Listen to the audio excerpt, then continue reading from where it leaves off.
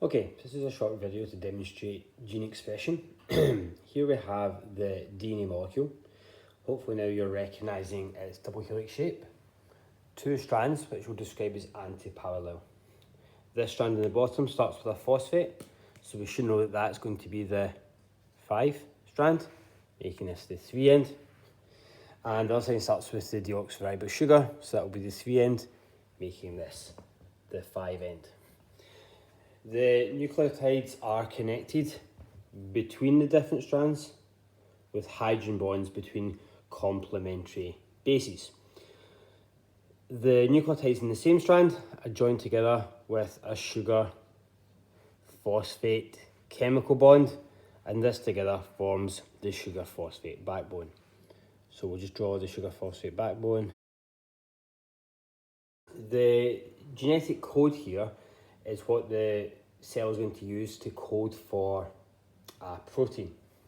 So the first thing that needs to happen is we need to unwind and unzip the DNA. The enzyme that does this is called. So DNA polymerase is going to come along and it's going to unwind and unzip the DNA, and that exposes the bases or the genetic code. What's going to happen next is the RNA polymerase is going to add and join RNA nucleotides. So the RNA nucleotide is similar, except it's got a ribose sugar, and instead of a thymine base, it will have a uracil base. So on the other side, we're going to get, if that's a C, this would be a G.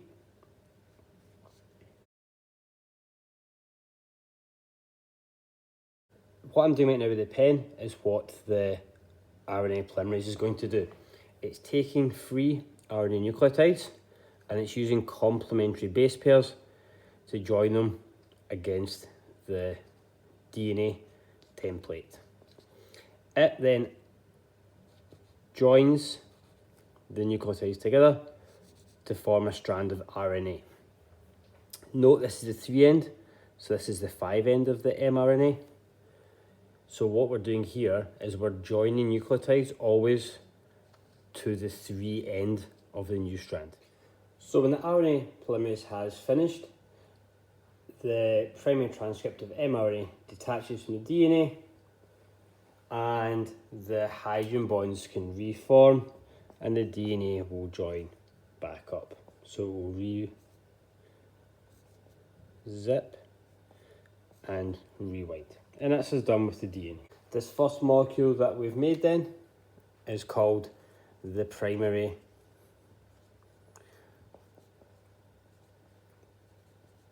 transcript. Now, this is only 6 bases long. In reality, it'll be much, much, much longer than that. So, another way of looking at it, a much larger size then. This box represents many, many, many, many bases in this base sequence. So what we need to do next is turn the primary transcript into the mature transcript.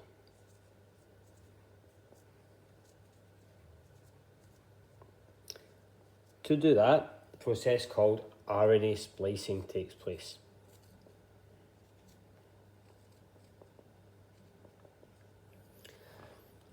The primary transcript is made up of different sections. These sections can be called introns and exons. The introns are removed by enzymes. So these introns are cut out. The introns are called introns because they stay in the nucleus. So the introns are non-code. They are removed. When we remove the introns, and you can see this enzyme action here, so let's remove that intron, and that intron. So these are removed and taken away. We're only left with the code. So we call the code sections, all the code sections exons. The final stage of RNA splicing then is to join these exons together, because the mature transcript consists of only exons. Now we could number this exon 1, exon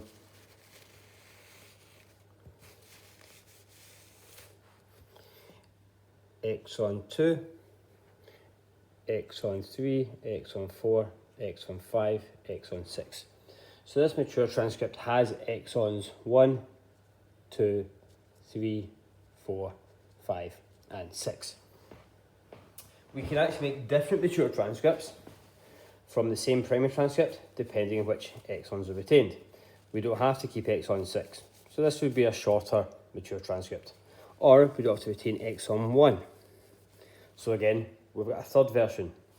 We can actually remove exon 3, and as long as we remember to join 2 and 4 together, we have yet another mature transcript. So we can keep making different mature transcripts from the same primary transcript, just depending on which exons are retained. It's important to note the order of the exons never changes. So let's look back at our transcript. We'll say now that we've removed any non-code sections, so all the introns are gone. This is only exons, which makes it the mature transcript of mRNA. So the ribosome is made out of two parts.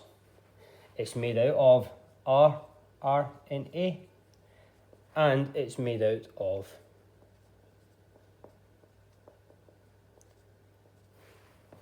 proteins.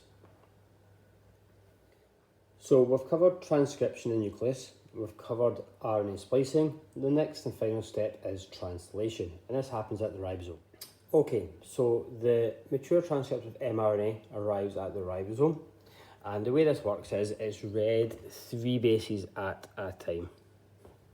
So we call these 3 bases on the mRNA a codon. So our first codon is CUG and it arrives at the ribosome. What has to happen next is we have to get the correct amino acid.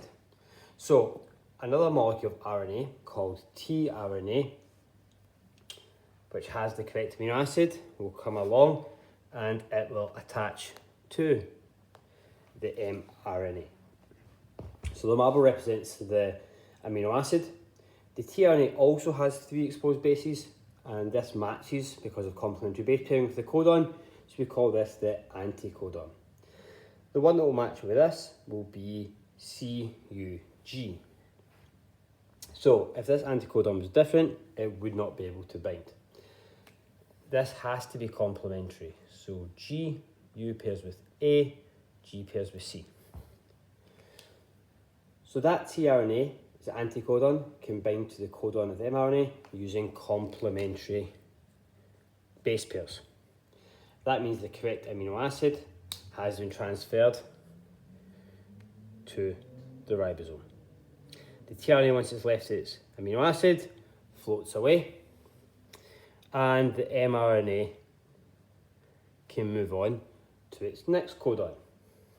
Now the codon here is AUA, so we're going to match that, the complementary base pairs, to a tRNA with UAU. So different tRNAs will be in the cytoplasm. The one that's complementary to this one is going to come down, join on with the complementary base pairing, and it brings the specific amino acid that comes second, that's coded for by the second codon. Again, this detaches, leaving behind its amino acid, and now we have a second amino acid, and the mRNA keeps moving down. So,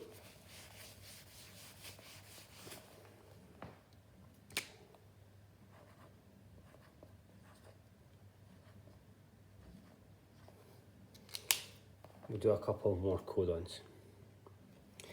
The ribosome now has 2 amino acids. These amino acids are held together with peptide bonds. So the ribosome's joining a peptide bond between the amino acids. Okay, so our next codon is UAG. So we need a complementary codon that matches with that. So we're going to need one that has an AUC.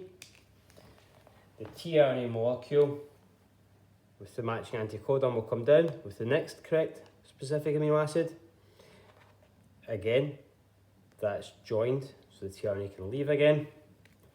And another peptide bond is formed between the amino acids. So now we've got 3 amino acids. The mRNA moves down to the next codon.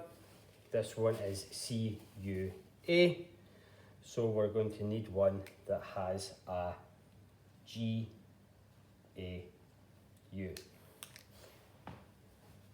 The tRNA with the matching anticodon, which means that the complementary base pairing can occur, brings the next correct amino acid. mRNA keeps moving on, the tRNA leaves, and we get our next amino acid. This continues on and on until we have reached the final codon. The final codon doesn't in fact code for an amino acid. The final codon is called a stop codon, and it stops translation. So at that point, no more tRNAs will match. The mRNA returns to the ribosome. And here we have a polypeptide chain of 3 amino acids. So I'm going to dissolve them. So here we have our 4 amino acids. They are joined together with peptide bonds. Because these bonds are called peptides, and there's several of them, we call this chain of amino acids the polypeptide chain. So poly means several, peptide because there's several bonds, so polypeptide chain forms. Don't get that mixed up. The polypeptide is the molecule, the peptide is the type of bond between the amino acids. This isn't yet a protein.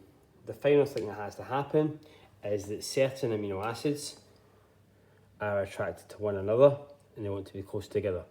These are held with weak bonds, such as hydrogen bonds or other molecular interactions, which you don't need to know, so just stick with hydrogen bonds. That's going to cause our chain to fold up into a shape. So if I was to redraw that,